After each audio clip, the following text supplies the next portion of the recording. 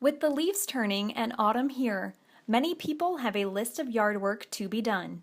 However, fairly mundane activities, such as raking leaves, can lead to injuries if they are overdone. The one thing that we see an increase in sometimes is that shoulder injury or back injury with raking, or you're cutting up firewood. That's another big one right now where people are stacking and splitting. So it's something that I say to really, usually say use some common sense or to really think and do it in moderation. Terry Hamp is a local physical therapist. She and other professionals sometimes see a jump in overuse injuries during this time of year. But these problems can usually be avoided with a little common sense. So we try to really encourage people to think, take it easy, take breaks, go do it for a little bit, come back, do something else, go back to it in the afternoon if you have that opportunity, or break it up over a couple days so there's not such a fatigue factor and you don't risk getting injured as much.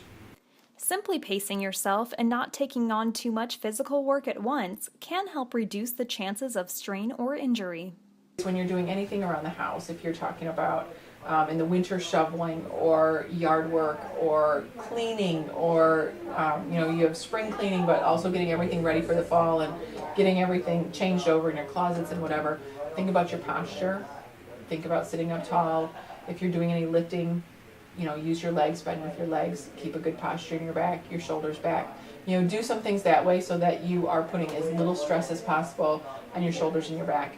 And for people who do end up with an injury from yard work or another type of activity, Terry and other physical therapists say that waiting too long to have the problem looked at can make it worse in the long run.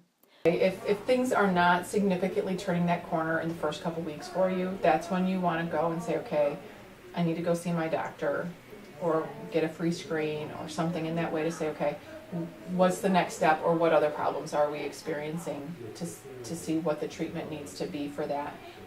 Because if you wait too long and it becomes more chronic, it is harder to treat. For My News 26, I'm Kayla Kiley.